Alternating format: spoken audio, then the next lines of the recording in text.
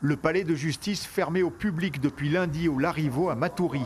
Mais les magistrats assurent des permanences pour garantir la continuité du service. Et les activités essentielles, c'est les permanences pénales du parquet, c'est la permanence du juge des libertés et des détentions, c'est les permanences des juges d'instruction, des juges des enfants, juges d'application des peines, et puis aussi de certains services civils, parce qu'il peut y avoir des urgences aux affaires familiales. Quelques magistrats et fonctionnaires sont présents sur site, les autres pratiquent le télétravail chez eux. Les audiences ont été réduites au minimum.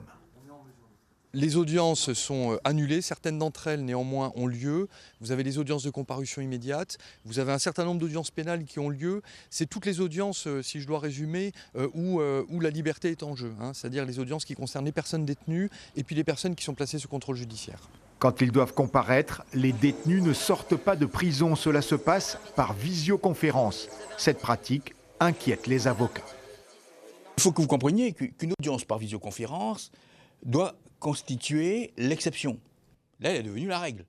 Vous comprenez très bien que quand vous défendez quelqu'un à distance qui n'est pas à vos côtés, ça n'a pas la même chose. Vous n'êtes pas du tout dans la même configuration que lorsque le client est à côté. Les avocats guyanais se sont organisés eux aussi pour assurer un service minimum. Il y a des confrères qui sont désignés pour les audiences urgentes.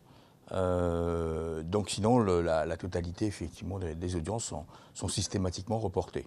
Voilà. Et tout se gère en fait par mail et à distance. La crise sanitaire fait suite à la crise de l'amiante et au mouvement des avocats contre la réforme de leur régime de retraite, avec des retards qui s'accumulent dans le traitement des affaires.